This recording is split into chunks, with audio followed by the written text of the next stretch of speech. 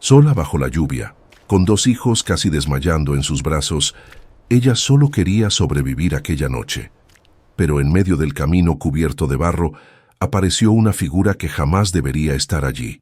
Una anciana encorvada, con ojos que brillaban como fuego bajo la tormenta, y que con una sola frase cambió para siempre el destino de esa familia. ¿Puedes imaginar el miedo de una madre que debe elegir entre huir de la bruja que todo el pueblo teme o arriesgarse a perder lo que más ama? Parece imposible creerlo, pero esta historia ocurrió. Antes de continuar, suscríbete al canal y deja tu like, porque lo que aquella mujer descubrió esa noche te va a sorprender mucho más de lo que imaginas. Y cuéntame en los comentarios desde qué ciudad estás viendo esta historia. Me encantará saber hasta dónde llegan estos relatos. Prepara tu corazón, porque todo comienza con un encuentro que jamás debería haber sucedido. La lluvia caía con fuerza aquella tarde de noviembre de 1923 en San Pedro de las Montañas, transformando los caminos de tierra en ríos de lodo espeso y traicionero que parecían querer tragarse los pasos de quien osara desafiarlos.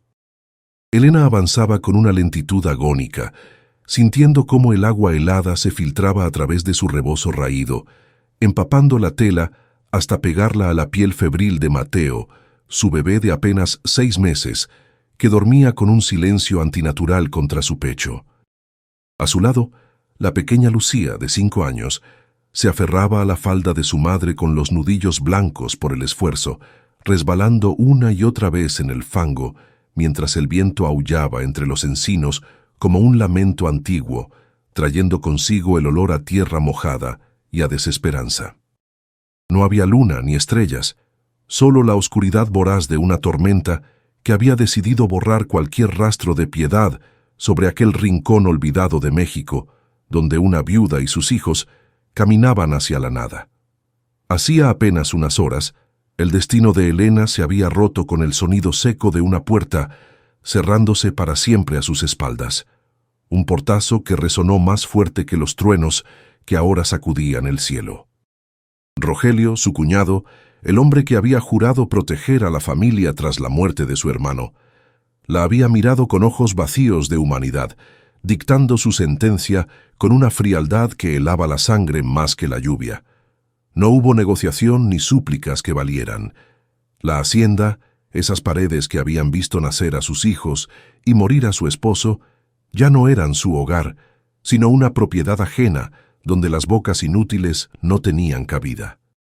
Elena recordaba la humillación de verse empujada al porche, sus pocas pertenencias lanzadas al barro como basura, mientras Rogelio murmuraba excusas sobre deudas y malas cosechas, escondiendo su avaricia detrás de una falsa necesidad, condenándola a ella y a su sangre a la intemperie de una noche que prometía ser mortal.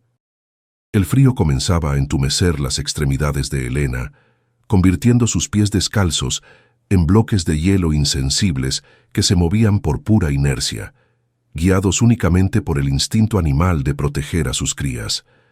Cada paso era una batalla contra la gravedad y el agotamiento, y cada vez que Lucía tropezaba, soltando un gemido ahogado por el estruendo del agua, Elena sentía que una grieta más se abría en su alma, amenazando con desmoronarla por completo.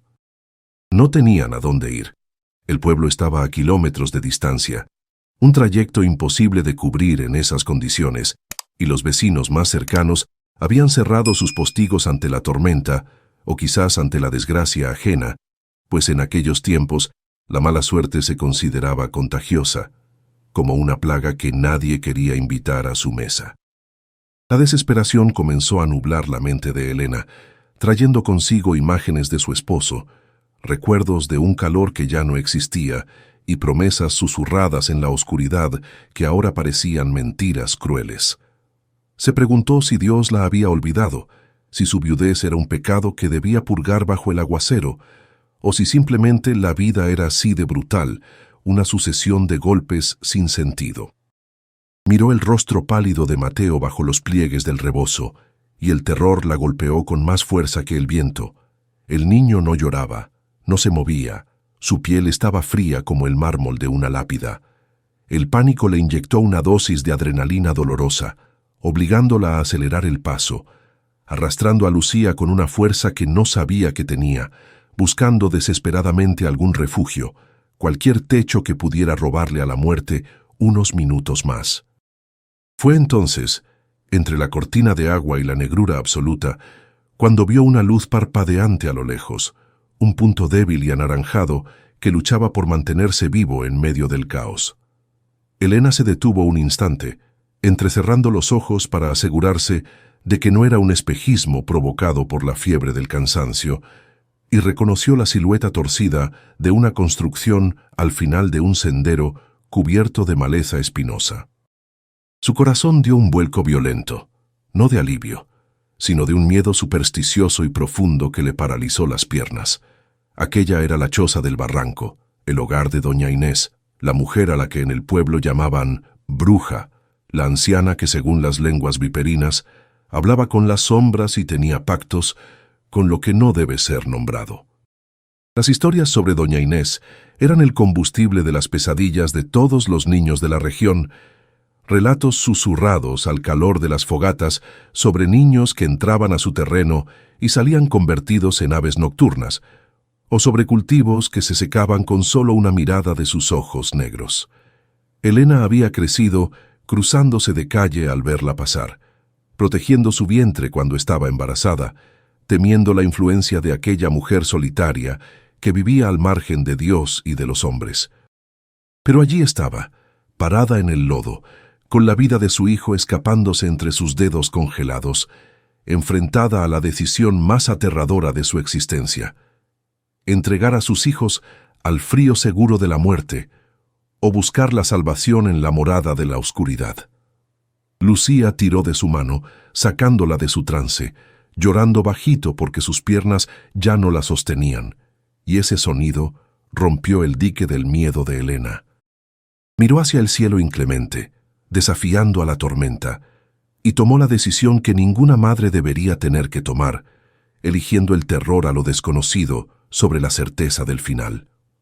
Ajustó el peso de Mateo en sus brazos, sintiendo su respiración superficial y errática, y comenzó a caminar hacia la luz, ignorando las advertencias que gritaban en su cabeza, ignorando las leyendas y el instinto de huida. El sendero estaba lleno de raíces traicioneras que parecían intentar detenerla, como si la misma tierra quisiera advertirle que no debía perturbar la soledad de la bruja. Pero Elena avanzó, impulsada por una fuerza primitiva y feroz. Al llegar frente a la puerta de madera vieja y agrietada, el olor a humo de leña y a hierbas quemadas la golpeó, mezclándose con el aroma del ozono y la lluvia. La choza parecía respirar, crujiendo con el viento como si fuera un organismo vivo, y las ventanas estaban cubiertas con telas gruesas que impedían ver el interior, dejando escapar solo hilos de luz dorada. Elena levantó la mano, temblando incontrolablemente, no por el frío sino por el peso de lo que estaba a punto de hacer, sintiéndose como una intrusa en un templo pagano. Golpeó la madera 3 veces. El sonido resonó hueco y seco, tragado casi al instante por el rugido de la tormenta, y luego esperó, conteniendo la respiración, escuchando el silencio repentino que pareció caer sobre la casa, como si todo lo que habitaba allí dentro hubiera detenido su marcha para escucharla. La puerta se abrió con un chirrido lento y doloroso, revelando una oscuridad densa que olía a tiempo acumulado, a cera derretida y a secretos guardados bajo llave. En el umbral apareció una figura pequeña y encorvada, sosteniendo una lámpara de aceite que proyectaba sombras largas y danzantes sobre su rostro surcado por arrugas profundas como cañones de tierra seca. Doña Inés no tenía cuernos ni colmillos, pero sus ojos eran pozos de una negrura insondable que parecían atravesar la carne y leer directamente el espíritu de Elena. No dijo una palabra, no preguntó quién era ni qué quería, simplemente bajó la mirada hacia el bulto inmóvil que Elena cargaba en el pecho y luego a la niña que tiritaba a sus pies, con una expresión indescifrable que no era ni de bienvenida ni de rechazo. Elena intentó hablar, intentó formular una súplica, pero su voz se quebró en un sollozo ahogado, y sus rodillas finalmente cedieron ante el agotamiento, haciéndola caer al suelo de tierra del porche, a los pies de la anciana temida. Pensó que Inés la echaría, que lanzaría una maldición o cerraría la puerta en sus narices, pero sintió una mano, áspera y callosa, como la corteza de un árbol viejo, sujetándola por el brazo con una fuerza sorprendente. La anciana tiró de ella hacia adentro, hacia el calor que emanaba del fogón, y cerró la puerta de golpe, dejando fuera la tormenta y el mundo cruel que la había expulsado, encerrando a Elena y a sus hijos en el vientre de la bestia, o quizás en el único santuario que les quedaba. Una vez dentro, el calor fue un golpe físico, un abrazo denso de humo de leña y salvia seca que contrastó violentamente con la lluvia helada que azotaba las paredes de adobe afuera. Elena se derrumbó sobre un petate cerca del fogón, con las extremidades temblando incontrolablemente mientras la adrenalina se escurría, dejando solo un agotamiento crudo y punzante. Doña Inés no ofreció consuelo ni palabras cálidas, en cambio, se movió con la rapidez depredadora de un halcón, arrebatando a Mateo de los brazos entumecidos de Elena antes de que ella pudiera siquiera protestar. La anciana colocó al bebé sobre una mesa de madera despejada de raíces secas, presionando su oreja nudosa contra el pecho diminuto y silencioso. «Está frío como una piedra de río», murmuró Inés, con una voz que sonaba a tierra seca quebrándose, y por primera vez Elena vio un destello de urgencia en esos ojos insondables que parecían haber visto nacer y morir a generaciones enteras. Elena quiso gritar, quiso arrebatarle a su hijo, pero el miedo la tenía clavada al suelo mientras veía a la supuesta bruja desnudar al niño con manos expertas y veloces. Inés comenzó a frotar el pequeño cuerpo con una pomada oscura que olía a alcanfor, trementina y algo más antiguo, un aroma ferroso que recordaba a la sangre o a la savia profunda de los árboles. Sus labios se movían en un susurro incesante, palabras rítmicas que Elena no lograba descifrar y que en su mente aterrorizada sonaban a conjuros oscuros para reclamar el alma del inocente. Pero las manos de la anciana no eran crueles, frotaban con una fricción calculada y vigorosa, buscando despertar la sangre dormida, obligando al calor a regresar a esa carne pálida que la tormenta había intentado reclamar para sí misma. En el rincón más alejado de la luz del fuego, Lucía se había hecho un ovillo, con los ojos desorbitados fijos en las vigas del techo, de donde colgaban manojos de hierbas secas que proyectaban sombras alargadas y retorcidas, pareciendo garras que intentaban alcanzarla. La choza no era el antro de maldad que pintaban en el pueblo, pero estaba llena de una presencia extraña, una energía vibrante acumulada en los frascos de vidrio con líquidos ámbar y en las piedras de río alineadas en el alféizar. Afuera, el viento aullaba con frustración, golpeando la puerta como una bestia rabiosa a la que se le ha negado la entrada. Pero dentro, el único sonido era el crepitar de la leña y la respiración entrecortada de Elena, que rezaba en silencio a una virgen que parecía haberla abandonado en manos de aquella mujer misteriosa. El tiempo perdió su forma, estirándose en una agonía lenta, donde cada segundo era un juicio final, hasta que un sonido rompió el trance de la espera y detuvo el corazón de Elena. Fue un gemido débil, casi imperceptible, seguido de un tosido húmedo y violento que sacudió el pecho de Mateo como un pequeño terremoto. El bebé arqueó la espalda, aspirando una bocanada de aire caliente con desesperación, y luego rompió a llorar, un llanto fuerte, ronco y vital que llenó la cabaña y resonó en los oídos de Elena como la música más dulce jamás compuesta. La fiebre había roto, el color regresaba a sus mejillas pálidas como la cera, y la muerte, que había estado sentada a la cabecera de la mesa esperando su turno, tuvo que retirarse derrotada ante la obstinación de la vieja curandera. Elena se arrastró hasta la mesa, con las lágrimas lavando el barro de su rostro, y tomó la mano pequeña de su hijo, besándola con una devoción frenética y temblorosa. Levantó la vista hacia Inés, esperando ver triunfo o arrogancia, pero la anciana ya se había apartado, limpiándose las manos en su delantal con indiferencia, como si salvar una vida fuera tan cotidiano como desgranar maíz. ¿Por qué?, preguntó Elena con la voz rota, incapaz de conciliar la imagen del monstruo del que todos hablaban con la mujer que acababa de devolverle el mundo entero. ¿Por qué nos ayuda si dicen que usted odia a la gente de Dios? ¿Por qué no nos dejó morir? La pregunta quedó suspendida en el aire, cargada de la culpa de haber creído en las mentiras de otros.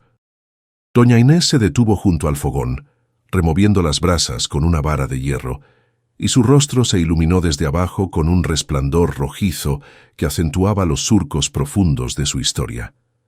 «La gente odia lo que no puede domesticar, muchacha», respondió sin mirarla, con una aspereza que no buscaba herir, sino enseñar una lección antigua. Odian el silencio porque les obliga a escuchar sus propios pecados, y odian a las mujeres que no necesitan pedir permiso para existir. Se giró lentamente, clavando sus ojos negros en Elena con una intensidad que quemaba. «Yo no odio a nadie. Simplemente prefiero la honestidad de las raíces y el veneno de las serpientes, que avisan antes de morder, a la falsedad de los que rezan los domingos y te echan a la calle los lunes». La noche pasó en una vigilia tensa, con Elena abrazada a sus hijos bajo una manta de lana áspera que olía a oveja y a humo, incapaz de cerrar los ojos por miedo a que la realidad cambiara si dejaba de vigilarla. Cuando el amanecer se filtró por las rendijas de la madera, la tormenta había cesado, dejando tras de sí un silencio absoluto y un mundo lavado y brillante que parecía nuevo y peligroso a la vez. Elena se levantó con el cuerpo dolorido, esperando ser expulsada con la primera luz, lista para retomar su camino hacia la nada con la cabeza baja. Pero Inés ya estaba despierta, moliendo café en un metate de piedra con movimientos rítmicos, y simplemente señaló un canasto de maíz en la esquina con un gesto seco de la cabeza. «Si van a comer, tienen que trabajar. Aquí no hay limosnas, solo intercambio». Y así, sin pactos de sangre ni ceremonias oscuras, comenzó una rutina que desafiaba todo lo que Elena creía saber sobre el mundo y sobre sí misma. No hubo magia negra, solo el trabajo duro y constante de la supervivencia en el borde de la civilización, donde cada caloría contaba. Elena aprendió que sus manos, antes acostumbradas a las labores suaves de una esposa de hacienda, servían para desenterrar tubérculos, para limpiar heridas de animales y para secar hojas bajo el sol inclemente. Doña Inés no era una maestra paciente, enseñaba con el ejemplo y con regaños secos, corrigiendo la postura de Elena al cortar leña o mostrándole cómo identificar las hierbas que curaban la fiebre, de las que paraban el corazón, desmitificando el miedo con cada lección práctica. Con el paso de los días, el miedo de Elena se transformó en un respeto reverencial al ver cómo la brujería de Inés no era más que una observación profunda y amorosa de la tierra que pisaban. Vio cómo la anciana hablaba con las plantas no por locura, sino por reconocimiento, entendiendo sus ciclos y sus necesidades como una madre entiende el llanto de sus hijos. La cabaña del barranco dejó de ser un lugar de terror para convertirse en un santuario de conocimiento olvidado, un refugio donde el tiempo parecía detenerse y donde la soledad no era un castigo, sino una fortaleza inexpugnable. Lucía y Mateo recuperaron la salud, engordando con guisos de conejo y tortillas hechas a mano, sus risas empezando a llenar los rincones oscuros de la casa donde antes solo habitaba el silencio. Pero la paz en aquel rincón apartado era frágil, sostenida por hilos invisibles que estaban a punto de tensarse hasta romperse violentamente. Una mañana, mientras Elena tendía ropa lavada en las piedras del río cercano, el viento trajo un sonido que le heló la sangre más que la lluvia de aquella noche funesta, el repiquetear distante de cascos de caballo golpeando la tierra dura. Se quedó inmóvil, con una camisa mojada en las manos, reconociendo el ritmo arrogante y pesado de esa cabalgata que se acercaba sin pausa. No eran viajeros perdidos, ni vecinos curiosos. Era el sonido de la avaricia que venía a reclamar lo que creía suyo. Rogelio no había olvidado. y su sombra se proyectaba larga y amenazante sobre el sendero, lista para irrumpir en su refugio y arrastrarla de vuelta a la pesadilla. Elena corrió desde el río con el corazón desbocado, golpeándole las costillas como un pájaro atrapado, ignorando las ramas espinosas que le rasgaban las pantorrillas y el lodo que intentaba sujetarla como manos de muertos desde el suelo. El estruendo de los cascos se hacía cada vez más fuerte, una percusión violenta que resonaba en la boca del estómago, anunciando la llegada de una desgracia que creía haber dejado atrás. No necesitaba verlos para saber quiénes eran. El aire mismo parecía haberse espesado con la pestilencia de la avaricia y el tabaco barato que siempre acompañaba a su cuñado. Llegó a la cabaña jadeando, con los pulmones ardiendo por el esfuerzo y el terror, y se lanzó contra la puerta de madera justo cuando las primeras sombras de los jinetes se proyectaban largas y distorsionadas sobre el claro, oscureciendo la poca luz que se filtraba entre los árboles centenarios del barranco. Atrancó la entrada con una tranca de roble pesado, sus manos temblando tanto que apenas pudo encajar el madero en los soportes de hierro oxidado, mientras Lucía y Mateo, que jugaban en el suelo con figuras de barro, levantaron la vista alarmados por la intrusión del pánico materno. Doña Inés, sentada en su mecedora de mimbre junto al fuego bajo, no se sobresaltó. Simplemente detuvo el movimiento rítmico de sus manos sobre el tejido que remendaba y levantó la cabeza lentamente, con la calma de quien ha escuchado al viento anunciar la tormenta mucho antes de que caiga la primera gota. Afuera, el relincho de un caballo frenado con violencia rompió la quietud del bosque, seguido por una voz que Elena conocía demasiado bien, una voz cargada de una falsa autoridad que apenas ocultaba la crueldad que le servía de motor. «Sal de ahí, Elena. Sé que estás escondida como una rata en este agujero del diablo», gritó Rogelio, y su voz sonó distorsionada por la ira, filtrándose por las rendijas de las paredes de adobe como un veneno invisible. Un golpe brutal sacudió la puerta. El impacto seco de la culata de un rifle contra la madera vieja, haciendo que el polvo de años cayera desde las vigas del techo sobre los cabellos de los niños. Lucía ahogó un grito llevándose las manos a la boca, sus ojos grandes y llenos de lágrimas buscando a su madre, mientras Mateo comenzaba a llorar, un sonido agudo que delataba su presencia sin remedio. Elena se agazapó abrazando a sus hijos, sintiendo cómo el terror antiguo, ese que había aprendido a base de golpes y silencios en la hacienda, volvía a paralizarla, convirtiéndola de nuevo en la viuda indefensa que no tenía voz ni voto sobre su propio destino. «No tengo todo el día, mujer. Sal ahora con los mocosos y quizás tenga piedad, o prenderé fuego a esta posilga con todos ustedes dentro», amenazó Rogelio, y el olor a queroseno pareció materializarse en la imaginación de Elena, asfixiante y real. Sabía que era capaz de hacerlo. Había visto cómo trataba a los animales que ya no le servían, con una indiferencia que helaba la sangre. La desesperación le nubló la vista. No podía permitir que sus hijos ardieran por su culpa. Se puso de pie con las piernas temblorosas, dispuesta a abrir la puerta, a entregarse, a aceptar cualquier castigo o humillación con tal de que dejaran vivir a los pequeños. Ya tenía la mano sobre la tranca, las lágrimas corriendo libres por su rostro sucio de hollín, cuando sintió un toque firme en su muñeca, una garra de hueso y piel que la detuvo en seco con una fuerza sobrenatural.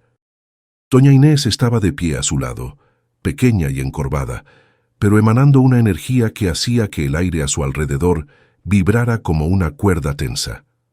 No había miedo en sus ojos negros, solo una determinación fría y dura como el pedernal. «Si abres esa puerta con miedo, ya estás muerta», susurró la anciana, con una voz que no admitía réplica, apartando a Elena con un gesto suave pero firme. Inés no buscó un cuchillo ni una escopeta, simplemente tomó su bastón de madera de encino, pulido por el uso y el tiempo, y caminó hacia la entrada con paso lento y medido. Quitó la tranca ella misma, con una calma que desafiaba la lógica del momento, y empujó la hoja de madera hacia afuera, enfrentándose a la luz grisácea de la tarde y a los hombres armados que esperaban al otro lado. El silencio cayó sobre el claro cuando la figura diminuta de la bruja apareció en el umbral, recortada contra la oscuridad del interior de la choza. Rogelio, montado en un caballo alazán nervioso que piafaba y sacudía la cabeza, soltó una risa nerviosa que murió rápidamente en su garganta al cruzarse con la mirada de la anciana. Detrás de él, dos peones armados con machetes y carabinas intercambiaron miradas inquietas, haciendo la señal de la cruz disimuladamente contra sus pechos, recordando todas las historias de maldiciones y enfermedades que se contaban en las cantinas. «¿Qué quieres aquí, profanador?», preguntó Inés. Su voz no era un grito, sino un tono bajo y rasposo que pareció surgir de las raíces mismas de los árboles que los rodeaban, resonando en los huesos de los hombres y de las bestias por igual. «Vengo por lo que es mío, vieja bruja. Esa mujer y los niños pertenecen a mi hacienda», escupió Rogelio, intentando recuperar su bravuconería, haciendo caracolear al caballo para imponer su altura sobre la anciana. «Entrégamelos, y no te pasará nada. Interponte, y te juro que ni el diablo te salvará de la quema». Apuntó el rifle hacia el pecho de Inés, el cañón negro y frío buscando un blanco fácil, pero la mano le temblaba imperceptiblemente. Inés no se inmutó, ni siquiera parpadeó ante el arma de fuego. En cambio, dio un paso adelante, bajando los escalones del porche hasta pisar la tierra húmeda del patio, quedando a merced de los cascos de los caballos, desarmada y vulnerable, pero inmensa en su dignidad. «Tú crees que el poder está en ese trozo de metal y madera», dijo Inés levantando lentamente su bastón y apuntando no a Rogelio, sino al cielo, donde unas nubes negras comenzaban a arremolinarse de nuevo, como respondiendo a un llamado silencioso. «Pero el verdadero poder está en la tierra que pisas, Rogelio, una tierra que tiene memoria, que guarda los ecos de lo que se hace en la oscuridad». El viento se levantó de golpe, agitando las crines de los caballos y haciendo crujir las ramas altas de los pinos, un sonido que parecía un lamento colectivo. «Sé lo que hiciste, Rogelio. La tierra me lo contó. Sé que la fiebre no fue lo único que se llevó a tu hermano. Sé del té amargo que le diste la noche antes de que muriera, cuando él ya empezaba a mejorar». Las palabras cayeron como piedras pesadas en el agua estancada de la conciencia de Rogelio. Su rostro, antes rojo de ira, se drenó de todo color, volviéndose de un gris ceniciento. Los peones jadearon audibles, retrocediendo con sus monturas, mirando a su patrón con una mezcla de horror y sospecha repentina. Nadie sabía eso. El médico había certificado muerte natural. Nadie había cuestionado al doliente hermano que heredaba todo.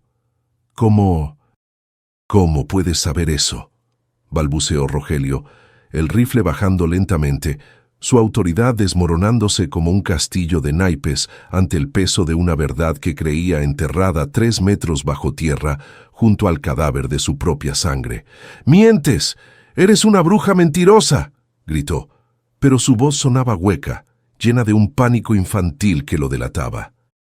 «Si das un paso más en mi tierra», continuó Inés avanzando implacable, haciendo que el caballo de Rogelio se encabritara de terror puro, casi derribando a su jinete. «Cada raíz de este bosque se levantará para atar tus pies, y los muertos que crees haber silenciado gritarán tu nombre hasta que te vuelvas loco». El animal, sintiendo el miedo de su dueño y la electricidad en el aire, relinchó salvajemente y dio media vuelta, desbocado, rompiendo el freno y galopando hacia el sendero, lejos de la mirada acusadora de la anciana. Los peones no esperaron orden alguna. Espolearon a sus bestias y huyeron tras él, persignándose abiertamente, dejando atrás una nube de polvo y el eco de su cobardía. Inés se quedó allí, parada en medio del claro vacío, respirando con dificultad, apoyándose pesadamente en su bastón, mientras Elena, observando desde la ventana con el alma en un hilo, comprendía por fin que la magia más poderosa no eran los hechizos, sino la verdad dicha sin miedo. El silencio que siguió a la huida de los hombres fue denso y pesado, como una manta mojada que cae sobre el mundo después de un estruendo. Doña Inés permaneció inmóvil en el patio, con el bastón clavado en la tierra como un pararrayos que acababa de descargar una tormenta eléctrica, y Elena vio, por primera vez, el temblor leve que sacudía los hombros huesudos de la anciana. No era miedo, sino el costo físico de haber canalizado tanta ira y autoridad en un cuerpo gastado por los años y la soledad. Elena salió corriendo de la casa, olvidando sus propias reservas, y sostuvo a Inés por el brazo justo cuando las piernas de la vieja curandera parecían a punto de ceder. Al tacto, la piel de Inés ardía, vibrando con una energía residual que erizó los vellos de los brazos de Elena, confirmando que, aunque no hubiera demonios, había una fuerza en esa mujer que desafiaba la comprensión simple de las gentes del valle. Ayudó a la anciana a volver a la mecedora junto al fuego, sirviéndole una taza de té de hierba luisa, con manos que aún no dejaban de temblar por la adrenalina del enfrentamiento. Los niños, sintiendo que el peligro había pasado, salieron de su escondite bajo la mesa, mirando a Inés con ojos nuevos, ya no como a la bruja de los cuentos, sino como a la guerrera que había espantado a los monstruos reales. ¿Cómo lo supo?, preguntó Elena finalmente, rompiendo el silencio que solo perturbaba el crujir de la leña, necesitando entender si realmente vivía bajo el techo de una vidente o si había una explicación terrenal para el milagro que acababa de presenciar. Inés tomó un sorbo largo de la infusión, cerrando los ojos mientras el vapor le bañaba el rostro cansado, y cuando los abrió, la ferocidad había dado paso a una tristeza antigua y profunda. «No necesito hablar con los muertos para saber cómo matan los vivos», murmuró Inés mirando las llamas danzantes. «El hermano de Rogelio vino a verme 2 días antes de morir, a escondidas, pidiendo algo para el dolor de estómago que no lo dejaba dormir. Sus ojos tenían el tinte amarillo de la belladona y su aliento olía a almendras amargas, no a fiebre». Suspiró, un sonido que pareció vaciar sus pulmones de aire viciado. «Yo le di un purgante, pero ya era tarde. El veneno estaba en la sangre». Rogelio siempre fue impaciente por heredar. «La tierra no guarda secretos, muchacha. Son los hombres los que eligen ser ciegos». Elena sintió un escalofrío al comprender que la magia de Inés era simplemente una observación brutal y despiadada de la naturaleza humana, una carga mucho más pesada que cualquier hechizo. A partir de esa tarde, la dinámica en la cabaña del barranco cambió imperceptiblemente. El miedo se disolvió en la rutina y la gratitud se transformó en lealtad. El invierno se asentó sobre la sierra con nevadas que cubrieron los caminos y aislaron aún más el refugio, convirtiéndolo en una isla de calor en medio de un mar blanco y hostil. Elena dejó de ser una huésped para convertirse en una aprendiz, absorbiendo el conocimiento de Inés con la desesperación de quien sabe que su vida depende de ello. Aprendió que la cocina no era solo para alimentar el cuerpo, sino para sanar el espíritu. Descubrió cómo el epazote podía expulsar los parásitos y cómo la corteza de sauce, hervida lentamente, calmaba los dolores que el frío traía a los huesos viejos y a los cuerpos cansados. Las mañanas comenzaban antes del alba, con el sonido rítmico del metate moliendo maíz azul y café tostado, llenando la choza de aromas que reconfortaban el alma. Elena acompañaba a Inés al bosque helado, envuelta en capas de lana, aprendiendo a leer el paisaje como si fuera un libro sagrado, escrito en un idioma verde y silencioso. Inés le enseñó a pedir permiso antes de cortar una rama, a no tomar nunca más de lo necesario, y a dejar siempre una ofrenda de tabaco o agua a la tierra a cambio de su medicina. «Las plantas tienen memoria», le decía la anciana mientras desenterraba raíces de valeriana con manos que parecían parte de la misma tierra. «Si las tratas con codicia, su medicina se vuelve veneno. Si las tratas con respeto, te prestarán su fuerza». Los niños florecieron en aquel encierro forzado, lejos de las miradas juiciosas del pueblo y de la pobreza que los había marcado. Mateo comenzó a gatear sobre el suelo de tierra apisonada, persiguiendo a los gatos salvajes que Inés alimentaba, fortaleciendo sus pulmones con el aire puro de la montaña. Lucía, que había llegado muda por el trauma, Encontró su voz cantando canciones antiguas que la anciana le enseñaba mientras desgranaban mazorcas frente al fuego.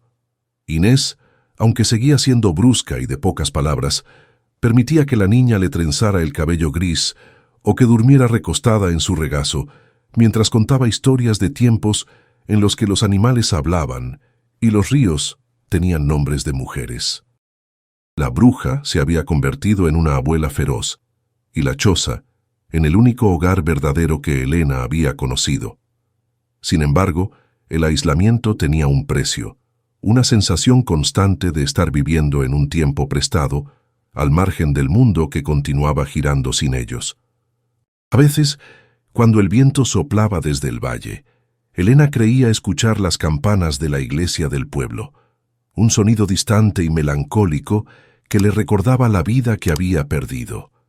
Las misas de domingo, las charlas en la plaza, la sensación de pertenecer a una comunidad. Pero luego recordaba las puertas cerradas, los rostros que se apartaban, la crueldad de Rogelio, y entendía que esa comunidad nunca la había incluido realmente. La soledad del barranco era honesta, limpia, sin las máscaras sociales que ocultaban la podredumbre moral de la gente decente. Allí, entre los frascos de remedios y el olor a leña, era libre. La prueba de fuego para Elena llegó una noche de febrero, cuando una tormenta de aguanieve golpeaba las paredes de adobe con furia renovada. Un golpe desesperado en la puerta las despertó sobresaltadas. No el golpe autoritario de un hombre, sino el repiqueteo frenético de unos nudillos pequeños y aterrorizados. Inés, que sufría de dolores articulares con la humedad, tardó en levantarse, por lo que fue Elena quien abrió, encontrándose con una mujer joven del pueblo, con el rostro cubierto por un rebozo empapado y los ojos desorbitados por el pánico. «Por favor», sollozó la desconocida, cayendo de rodillas en el barro del umbral. «Mi hijo se está ahogando. Tiene el garrotillo en la garganta y el médico del pueblo dice que no hay nada que hacer. Dicen que que la bruja puede salvarlo». Elena miró hacia atrás, buscando a Inés, esperando que la anciana tomara el control como siempre, pero Inés permaneció sentada en el borde de su cama, frotándose las manos doloridas, mirando a Elena con una intensidad exigente.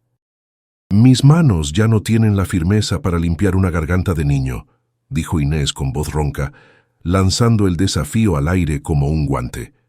«Tú has visto cómo se hace. Tú conoces la mezcla de miel y alumbre. Tú tienes la fuerza». El peso de la responsabilidad cayó sobre Elena como una losa. Ya no era solo cuestión de aprender. Ahora tenía que actuar, tenía que convertirse en aquello que el pueblo temía y necesitaba a la vez. La vida de un niño dependía de que ella aceptara su nuevo lugar en el mundo, no como la viuda desvalida, sino como la heredera del conocimiento del barranco. Con el corazón martilleando, Elena hizo pasar a la mujer y a su hijo enfermo, un bulto febril que apenas podía respirar. Preparó los remedios bajo la mirada crítica de Inés, sus manos moviéndose con una memoria muscular que no sabía que poseía, mezclando, hirviendo, aplicando. Cuando logró que el niño expulsara la membrana que lo asfixiaba y vio cómo el aire volvía a llenar sus pulmones con un llanto sonoro, Elena sintió una transformación profunda en su interior, más poderosa que cualquier miedo. La madre del niño la miró con adoración, besándole las manos manchadas de hierbas, llamándola curandera, y en ese momento Elena supo que el camino de regreso a su antigua vida estaba cerrado para siempre, porque había encontrado un poder que nadie podría arrebatarle jamás. La noticia de que el hijo de la lavandera había sido arrancado de las garras de la muerte por las manos de la viuda se esparció por el valle como un incendio forestal alimentado por el viento seco de los chismes. No fue una proclamación a voces, sino un rumor subterráneo que corría de puerta en puerta, transformando a Elena de una paria digna de lástima a una figura envuelta en un misterio respetuoso y temido. De repente, el sendero cubierto de maleza que llevaba a la cabaña del barranco dejó de estar desierto. Bajo el manto protector de la noche, sombras furtivas comenzaban a subir la cuesta, trayendo consigo gallinas, costales de frijol o monedas de plata ennegrecidas, ofrendas silenciosas a cambio de un remedio para la tosferina, un emplasto para huesos rotos o un té para calmar los nervios destrozados. Elena recibía a los visitantes en el umbral, reconociendo en sus rostros avergonzados a los mismos vecinos que meses atrás le habían negado un vaso de agua, pero ahora bajaban la cabeza ante ella, llamándola Doña Elena, con una reverencia que sabía a culpa y necesidad. Al principio, la rabia le quemaba la garganta cada vez que atendía a uno de esos hipócritas que solo buscaban la medicina del barranco cuando la ciencia del pueblo fallaba. Quería gritarles, echarles en cara su crueldad pasada, recordarles que ella era la misma mujer que habían dejado caminar bajo la lluvia con 2 niños hambrientos. Pero Inés, observando desde su rincón con ojos que cada día parecían más velados por una neblina lechosa, la detenía con una sola frase cortante. El dolor no tiene memoria, niña, y la necesidad no tiene orgullo. Cúralos no porque lo merezcan, sino porque tú eres quien tiene el don, y el don se pudre si se guarda con rencor. Elena tragaba su orgullo amargo y hacía su trabajo aprendiendo la lección más difícil de todas, que la compasión verdadera no es un acto de amor, sino un acto de disciplina férrea sobre el propio ego. Con la llegada de la primavera, el deshielo llenó el río de un caudal rugiente, y la vida estalló en el bosque con una violencia verde que parecía querer devorar la pequeña choza. Mientras la naturaleza recobraba su fuerza, doña Inés parecía perder la suya a pasos agigantados, como si hubiera vertido toda su vitalidad en Elena durante el invierno y ahora solo quedara una cáscara frágil esperando ser reclamada por la tierra. Sus manos, antes firmes como raíces viejas, ahora temblaban al sostener la cuchara y pasaba largas horas mirando al vacío, conversando en susurros con personas que Elena no podía ver. La joven madre asumió entonces el peso completo del hogar y del oficio, moliendo, cocinando, recolectando y curando, mientras Mateo daba sus primeros pasos vacilantes agarrado a las faldas de lana de la anciana, quien sonreía con una ternura que nunca antes había mostrado, despidiéndose lentamente del mundo a través de la risa del niño. Fue en una de esas tardes de abril, con el aire oliendo a tierra mojada y a flores silvestres, cuando un peón de la hacienda de Rogelio apareció en el claro, arrastrando los pies y torciendo el sombrero entre las manos callosas. Elena lo reconoció de inmediato. Era uno de los hombres que había acompañado a su cuñado aquel día funesto, uno de los que había huido ante la amenaza de la bruja. El hombre no se atrevió a mirar a la casa, fijando la vista en sus botas llenas de polvo. «Señora Elena», murmuró con voz temblorosa, «mi niña tiene fiebre de los pantanos y no tenemos con qué pagar al médico, y dicen que usted tiene mano santa». Elena sintió el impulso de cerrarle la puerta, de dejar que la justicia divina cobrara su precio, pero la voz de Inés resonó en su memoria. Aceptó curar a la niña, pero antes de que el hombre se marchara con los frascos, le hizo una pregunta que le quemaba la lengua. «¿Cómo está la hacienda? ¿Cómo está Rogelio?» El peón se estremeció y se persignó rápidamente, bajando la voz como si las paredes del bosque tuvieran oídos. «Mal, señora, muy mal. Desde que ustedes se fueron, la tierra se ha puesto negra.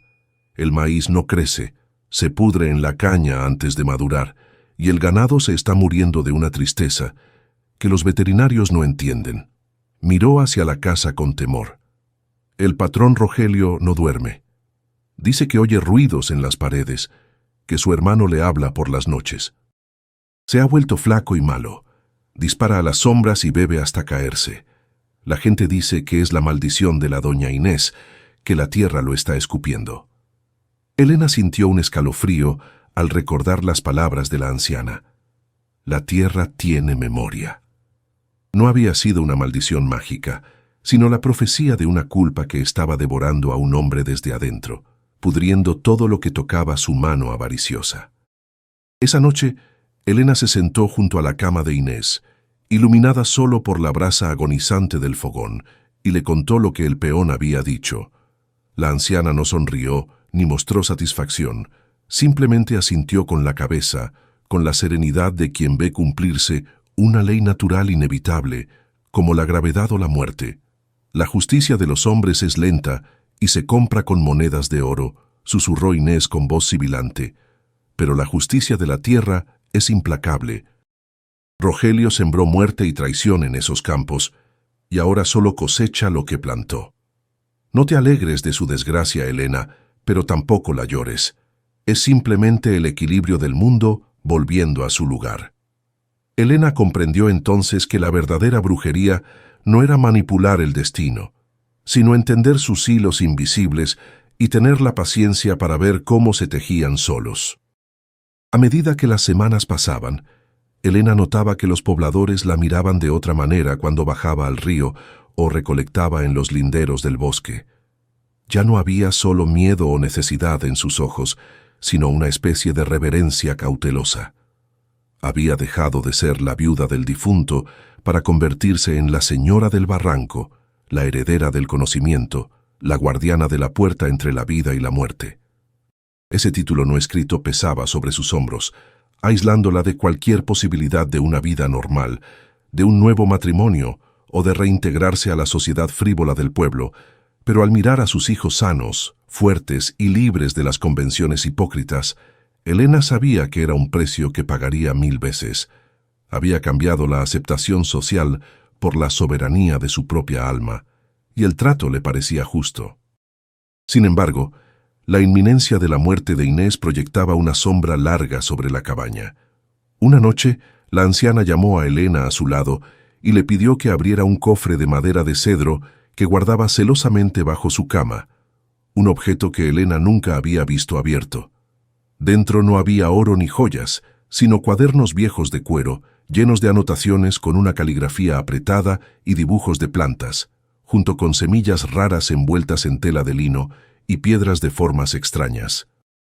«Esto es todo lo que tengo y todo lo que soy», dijo Inés acariciando los libros con dedos temblorosos. «Son las recetas de mi madre y de la madre de mi madre. No te dejo tierras ni dinero, Elena, porque eso te lo pueden quitar los hombres como Rogelio. Te dejo el conocimiento, que es lo único que nadie puede arrancarte de la cabeza. Cuídalo, y él cuidará de ti y de los tuyos cuando yo ya no sea más que polvo en el viento». Elena lloró en silencio, sosteniendo la mano fría de la anciana, sintiendo cómo la vida se escapaba de ese cuerpo menudo que había sido su fortaleza. Inés la miró con lucidez repentina, sus ojos negros brillando con una última chispa de intensidad. «No tengas miedo de quedarte sola aquí arriba», le dijo con firmeza. «No estás sola. Mira a tu alrededor. Tienes a tus hijos, tienes a este bosque que te ha aceptado y tienes tu propia fuerza, que es más grande de lo que crees. Llegaste aquí arrastrándote como una oruga, pero ahora vuelas, mujer. No dejes que nadie te corte las alas de nuevo, ni por amor ni por miedo». Fue la despedida que Elena necesitaba, la bendición final de una madre espiritual que la había adoptado cuando el mundo la había desechado. 3 días después, doña Inés murió en su sueño, justo antes del amanecer, con la misma discreción y silencio con la que había vivido. Elena no gritó ni se desesperó. Lavó el cuerpo de la anciana con agua de rosas y romero, la vistió con su mejor vestido negro y le trenzó el cabello gris con cintas de colores, tal como a Inés le gustaba. No llamó al cura del pueblo, sabiendo que la anciana despreciaba sus sermones vacíos. En su lugar, cavó la tumba ella misma bajo el gran encino donde Inés solía sentarse a escuchar el viento, con la ayuda de una lucía silenciosa y respetuosa. Mientras cubría el cuerpo con la tierra fértil del barranco, Elena sintió que no estaba enterrando un final, sino sembrando un legado. Se puso de pie, se sacudió la tierra de las manos y miró hacia el valle, donde las luces del pueblo comenzaban a encenderse, y supo que la bruja del barranco había muerto, pero la curandera acababa de nacer. La primera noche sin la respiración rasposa de doña Inés llenando la cabaña fue la más larga que Elena había pasado desde su llegada al barranco, un velorio solitario donde el único acompañante era el crujir de las vigas de madera asentándose bajo el peso del silencio. Se sentó en la mecedora de mimbre vacía, que aún conservaba la forma del cuerpo menudo de la anciana, y sintió que estaba ocupando un trono para el que no había sido coronada, una usurpadora en el templo de la sabiduría. Afuera, los grillos tejían una sinfonía indiferente y el viento soplaba con la misma constancia de siempre, recordándole que el mundo no se detenía por la muerte de una mujer, por muy bruja o santa que fuera.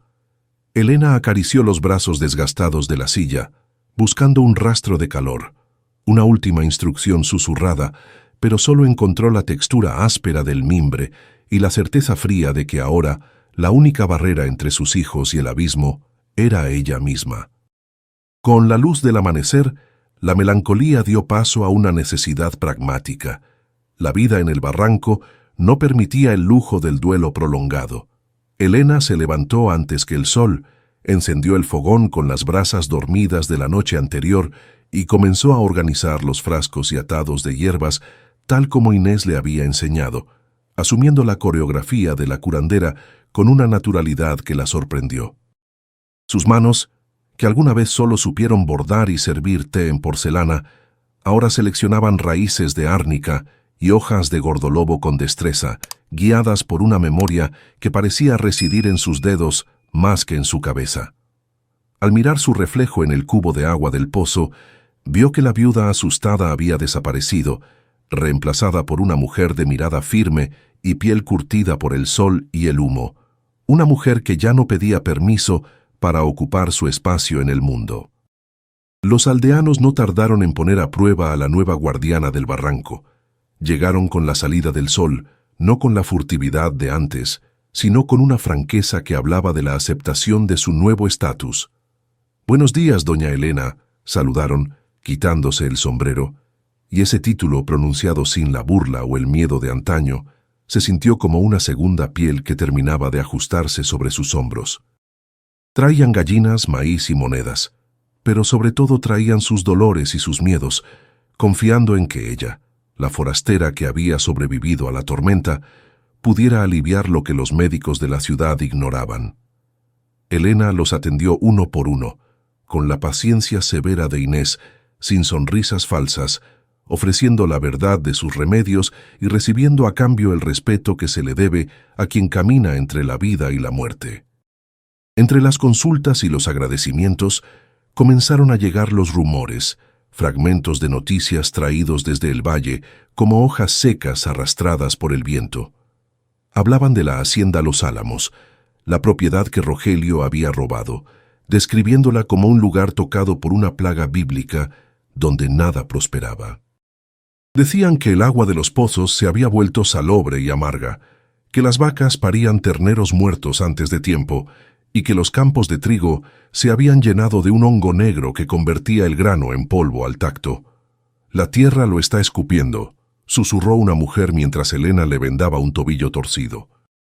«Dicen que don Rogelio camina por los corredores vacíos, gritándole a las sombras, disparando a los perros que ladran por la noche, convencido de que usted le ha echado un mal de ojo desde aquí arriba».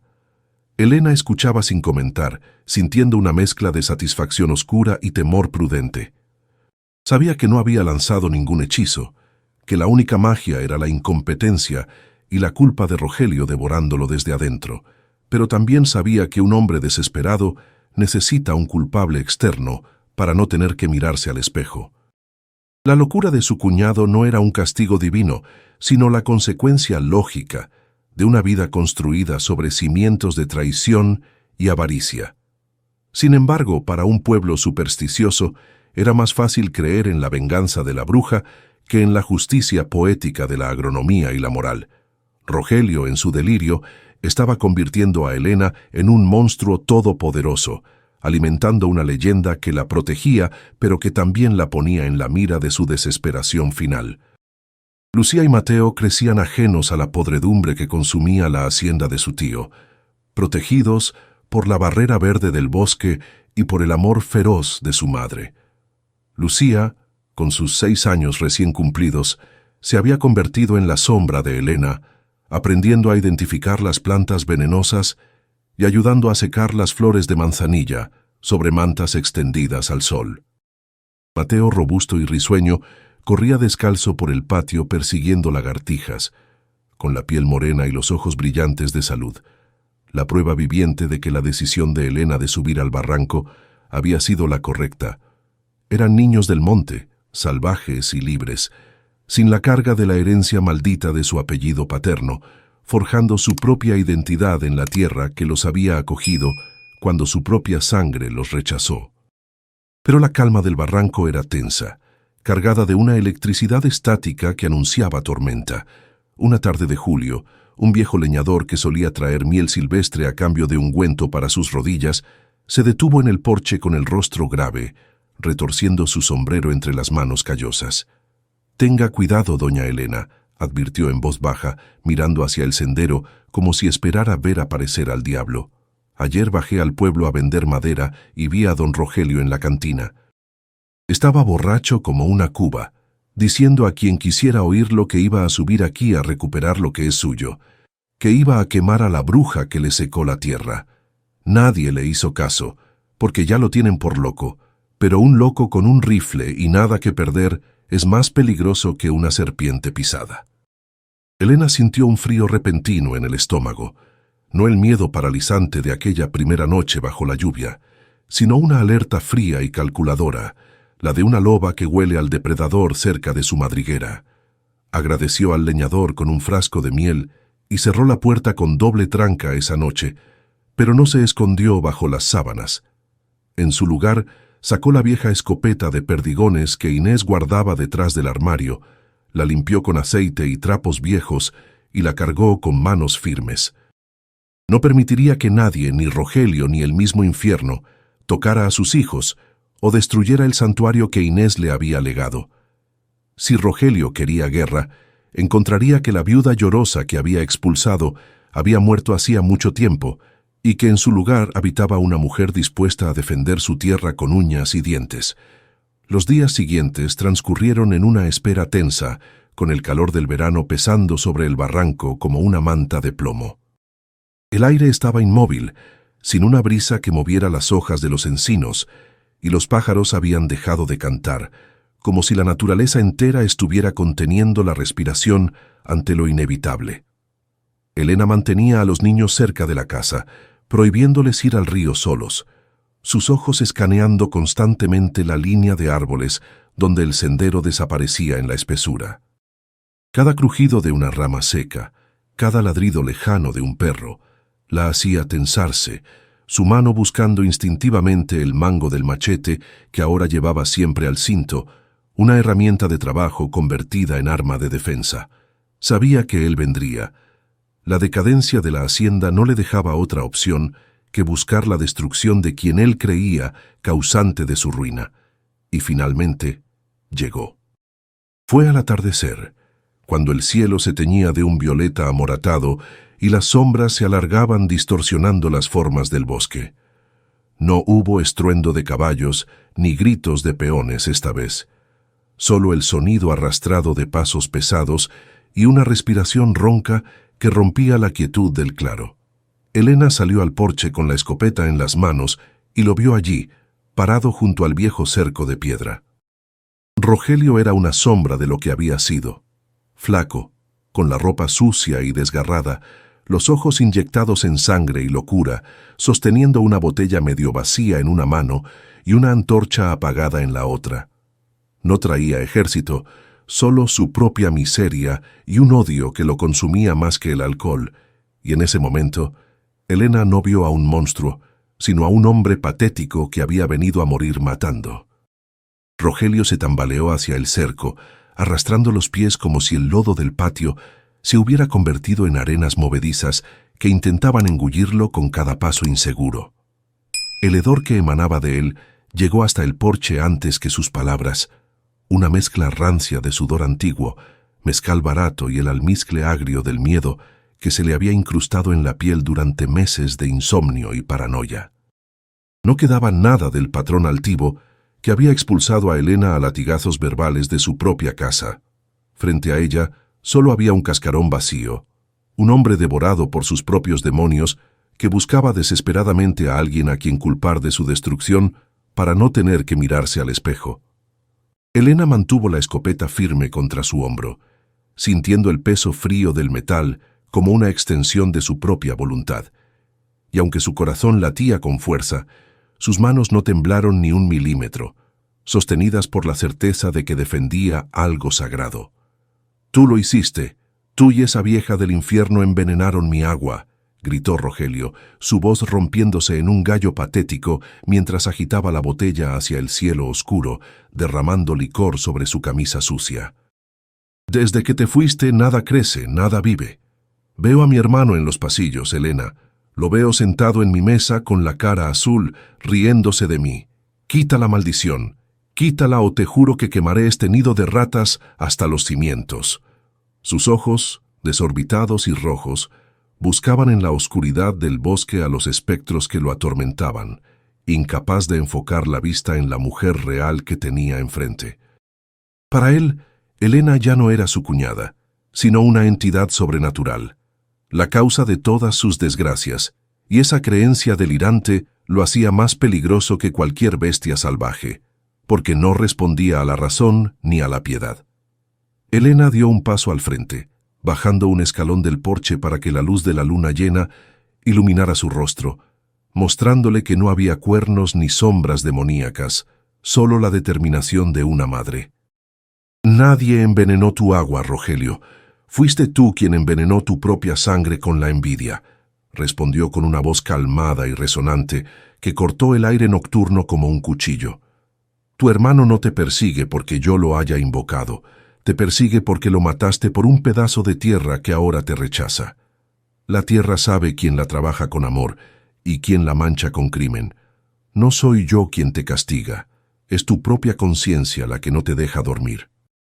Sus palabras, cargadas de la verdad que Inés le había revelado, golpearon a Rogelio con la fuerza física de una bofetada, haciéndolo retroceder tambaleándose contra el cerco de piedra. La mención del crimen, dicha en voz alta bajo el cielo abierto, pareció romper el último hilo de cordura que le quedaba al hombre. Soltó un aullido de rabia animal, tiró la botella al suelo, donde se hizo añicos con un estruendo cristalino, y buscó torpemente en sus bolsillos una caja de cerillos con manos temblorosas.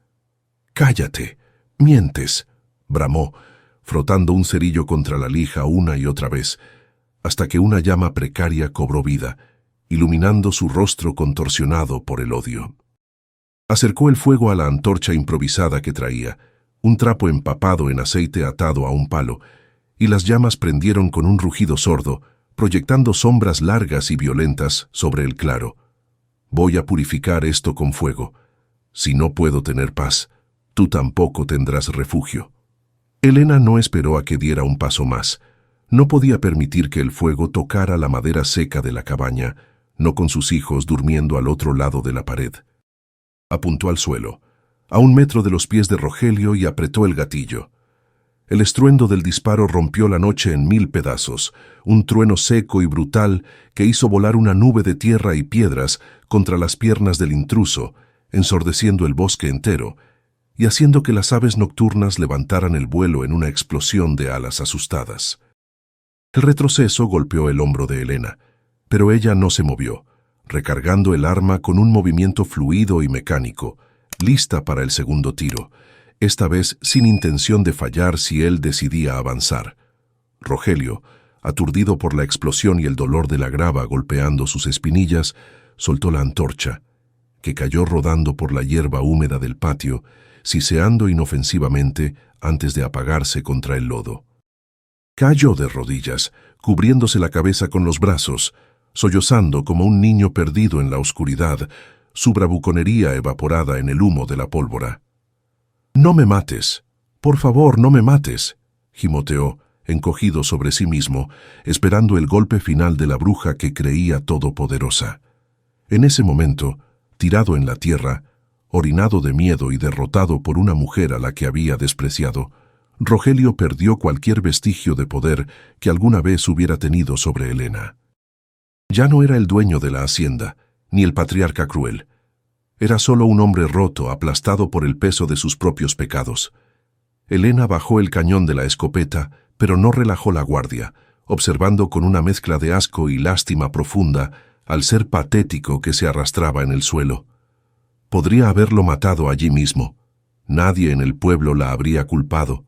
Dirían que fue defensa propia o justicia divina. Pero matar a un hombre desarmado y vencido no era el camino que Inés le había enseñado, ni el ejemplo que quería dar a sus hijos.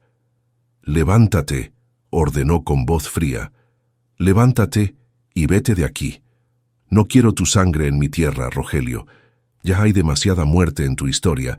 Vete y no vuelvas nunca más, o la próxima vez no apuntaré al suelo».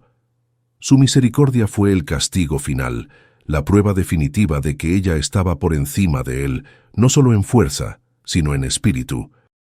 Rogelio se puso de pie con dificultad, tambaleándose como un borracho en un barco en tormenta, sin atreverse a mirar a Elena a los ojos. Murmuró cosas ininteligibles, promesas rotas y maldiciones ahogadas, y comenzó a retroceder hacia la oscuridad del sendero, tropezando con sus propios pies, huyendo de la luz del porche como una cucaracha sorprendida. Elena se quedó allí, vigilando hasta que el sonido de sus pasos arrastrados fue tragado por el rumor del viento en los árboles y la noche volvió a cerrar sus fauces sobre el bosque. Solo entonces, cuando estuvo segura de que estaba sola de nuevo, permitió que sus hombros cayeran y exhaló el aire que había estado reteniendo, sintiendo cómo el temblor posterior a la batalla comenzaba a recorrer sus extremidades. Entró en la casa y aseguró la puerta con todas las trancas, revisando las ventanas una por una, con una minuciosidad obsesiva. Fue al cuarto donde dormían los niños y los observó un largo rato a la luz de la vela. Mateo dormía con los brazos abiertos, ajeno a la violencia que había rozado su puerta, y Lucía respiraba con un ritmo suave y constante. Elena se dejó caer en una silla junto a la cama, con la escopeta aún en su regazo, y lloró en silencio, no por miedo, sino por la liberación de una tensión que había cargado durante años. Rogelio no volvería, lo había visto en sus ojos, su espíritu estaba quebrado irreparablemente. La guerra por su supervivencia había terminado, y aunque no había habido desfiles de victoria, Elena sabía que había ganado la batalla más importante de su vida, el derecho a vivir sin miedo. A la mañana siguiente, la noticia llegó con el repartidor de leche que subía ocasionalmente al barranco. Rogelio había sido encontrado al amanecer en el Camino Real, a kilómetros de allí, delirando por la fiebre y el alcohol, hablando de fuego y demonios. Su familia, avergonzada y asustada por su deterioro mental, lo había enviado a un sanatorio en la capital, lejos de las tierras que había usurpado y arruinado. La hacienda Los Álamos quedó abandonada, una cáscara vacía que la naturaleza comenzó a reclamar lentamente, cubriendo de enredaderas los muros de piedra donde Elena había sido infeliz. Para el pueblo, aquello fue la confirmación final del poder de la Señora del Barranco. Para Elena, fue simplemente el cierre de un capítulo doloroso y el comienzo de una paz verdadera, construida con sus propias manos. Con la partida de Rogelio, el invierno descendió sobre el barranco con una paz blanca y silenciosa que Elena no había conocido en años. La nieve cubrió los senderos y los techos, pero dentro de la cabaña, el fuego nunca se apagaba, alimentado ahora no solo por la leña de encino, sino por la certeza de que nadie vendría a apagarlos.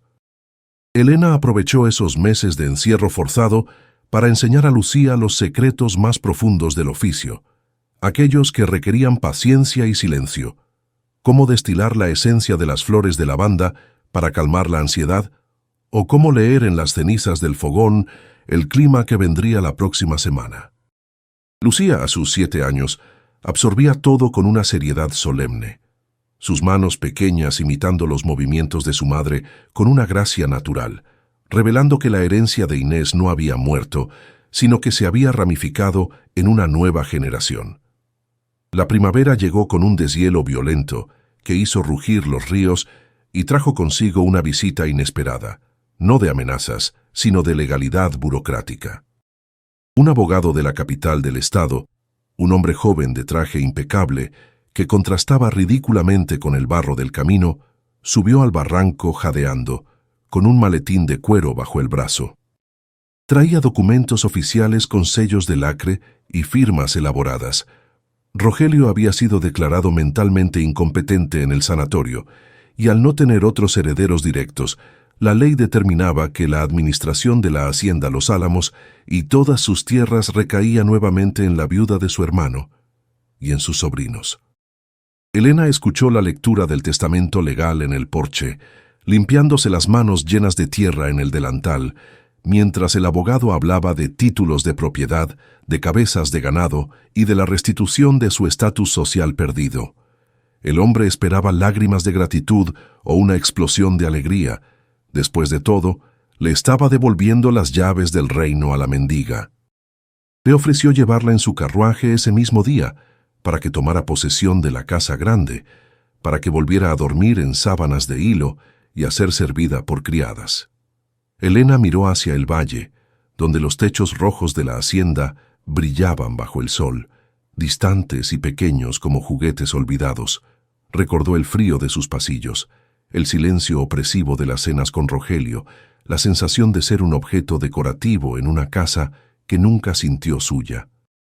Luego miró hacia atrás, a la cabaña de adobe con sus vigas torcidas y su olor a hierbas y vida, donde sus hijos corrían libres y donde ella había descubierto el poder de sus propias manos. «No», dijo Elena con una voz suave pero firme, cerrando el paso al abogado que ya hacía ademán de recoger sus cosas. «No voy a bajar. Esa casa tiene fantasmas que no son míos y esas tierras están manchadas con la tristeza de mi esposo y la locura de su hermano». El abogado parpadeó atónito, incapaz de procesar el rechazo de una fortuna. «¿Pero qué dice, señora? Es su herencia, es el futuro de sus hijos. ¿Prefiere que vivan aquí en la miseria?» Elena sonrió, una sonrisa que tenía la dureza de las piedras del río. Miseria era lo que vivía allá abajo, licenciado, esperando que un hombre me diera permiso para respirar. Aquí mis hijos son dueños del viento y del agua. Tienen salud, tienen propósito y tienen libertad. Eso vale más que todas sus hectáreas de trigo podrido. Elena tomó los documentos, pero no para aceptarlos. Le dio instrucciones precisas al abogado.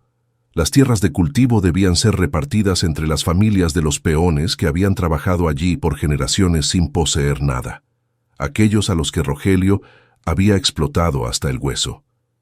La casa grande debía quedar cerrada, o convertirse en una escuela si el pueblo así lo quería. Pero ella no pondría un pie en ella jamás. Firmó los papeles sobre la mesa rústica del porche, con una caligrafía firme y clara, renunciando a la riqueza material para asegurar su riqueza espiritual. Cuando el abogado bajó la cuesta, sacudiendo la cabeza y murmurando sobre la locura de las mujeres del monte, Elena sintió que se quitaba el último grillete. Había tenido la oportunidad de volver a ser la patrona y había elegido seguir ser la curandera. Los años pasaron volando, marcados no por el calendario, sino por las cosechas y las estaciones. Mateo se convirtió en un joven alto y fuerte, con los hombros anchos de quien trabaja la tierra y el conocimiento silencioso del bosque. No quiso ir a la escuela del pueblo. Su aula eran los senderos de la sierra y su maestro el ritmo de la naturaleza. Se encargaba de reparar la cabaña, de traer leña y de proteger el barranco, convirtiéndose en el guardián físico del santuario de su madre y su hermana. Los lugareños lo respetaban, llamándolo el joven del monte, y nadie se atrevía a cazar o cortar árboles en los dominios de Elena sin su permiso, sabiendo que Mateo aparecía entre la maleza tan silencioso como un puma para defender lo suyo. Lucía, por su parte, se transformó en la viva imagen de su madre, pero con una dulzura que suavizaba la severidad heredada de Inés. A los 15 años, ya atendía partos sola cuando Elena estaba ocupada con otros enfermos, y sus manos tenían el don de calmar fiebres con solo un toque. La gente decía que la hija tenía luz en los dedos, y muchas mujeres preferían sus susurros consoladores a los regaños pragmáticos de Elena. Madre e hija trabajaban lado a lado, 2 generaciones de mujeres sanadoras que habían convertido el barranco maldito en un hospital de almas, un lugar donde no se juzgaba el pecado, sino que se trataba la herida, fuera del cuerpo o del espíritu.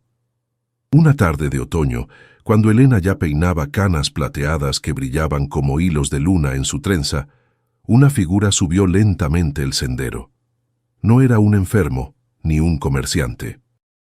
Era el cura del pueblo, un hombre nuevo, joven y progresista, que había reemplazado al viejo párroco que condenaba a las brujas. Venía a pie, jadeando, y se detuvo respetuosamente ante el porche. «Doña Elena», dijo quitándose el sombrero, «vengo a pedirle un favor. La sequía ha secado el pozo de la plaza y los niños están enfermando del estómago por el agua del río Bajo. Sé que usted conoce los nacimientos de agua limpia en la sierra. ¿Nos ayudaría a encontrar uno nuevo?» Era la rendición final de la institución que más la había rechazado. La iglesia venía a pedir la ayuda de la bruja para salvar al pueblo. Elena podría haberlos dejado sufrir, recordando cómo el antiguo cura había cruzado la acera para no tocar su sombra. Pero miró a Lucía, que la observaba expectante, y a Mateo, que esperaba su orden. «El agua no es de nadie, padre, y la sed no tiene religión», respondió Elena, tomando su bastón, el mismo bastón de encino que había pertenecido a Inés. Bajó al pueblo por primera vez en décadas, no como una viuda expulsada, sino como una matriarca. Guió a los hombres hacia un manantial oculto en las rocas altas, usando su conocimiento del terreno para darles vida. Cuando el agua cristalina brotó, la gente vitoreó, y algunos intentaron besarle las manos, pero ella se apartó con suavidad. No buscaba adoración, solo equilibrio. La vejez llegó a Elena no como una enfermedad, sino como un atardecer suave y merecido. Sus piernas empezaron a fallar, obligándola a pasar más tiempo en la mecedora del porche, desde donde observaba el valle que una vez la exilió y que ahora dependía de ella. Lucía tomó las riendas del oficio completamente, convirtiéndose en la nueva señora del barranco, mientras Elena asumía el rol que Inés tuvo con ella, la consejera silenciosa, la memoria viva. A veces, en las tardes de lluvia, Elena cerraba los ojos y podía sentir la presencia de Inés sentada a su lado, y más allá, el recuerdo difuso de su esposo, ya sin dolor, y sonreía al darse cuenta de que había cumplido su promesa. Había sobrevivido, y sus hijos eran libres. El final llegó una noche tranquila de verano, con las ventanas abiertas dejando entrar el olor a jazmín y tierra nocturna. Elena llamó a Lucía y a Mateo a su cama, no con miedo, sino con la serenidad de quien ha terminado su jornada laboral. Les entregó el cofre de Inés, ahora lleno con sus propios cuadernos, sumando 40 años más de sabiduría a la herencia. «No lloren», les dijo, acariciando los rostros de los adultos que había criado contra todo pronóstico. «Yo no me voy. Solo me vuelvo parte de lo que siempre nos ha protegido. Búsquenme en la lluvia, en la raíz del encino y en la fuerza de sus propias manos». Cerró los ojos y exhaló su último aliento, dejando un cuerpo gastado por el trabajo y el amor, pero con el alma intacta. La enterraron junto a Inés bajo el gran árbol guardián, y dicen que al día siguiente una enredadera de flores blancas que nadie había plantado cubrió ambas tumbas, entrelazándolas para siempre. La cabaña del barranco nunca se cerró. Sigue allí con humo saliendo de la chimenea, un faro para los desesperados y los perdidos. La historia de la viuda que desafió a la tormenta y venció al miedo se cuenta todavía en San Pedro de las Montañas, no como un cuento de terror, sino como una leyenda de esperanza. ¿Y tú? ¿Alguna vez has sentido que el mundo te cerraba todas las puertas solo para obligarte a encontrar tu verdadero camino? ¿Has tenido que elegir entre lo seguro y lo correcto? Cuéntame tu historia en los comentarios, porque a veces es en la oscuridad más profunda donde encontramos nuestra propia luz.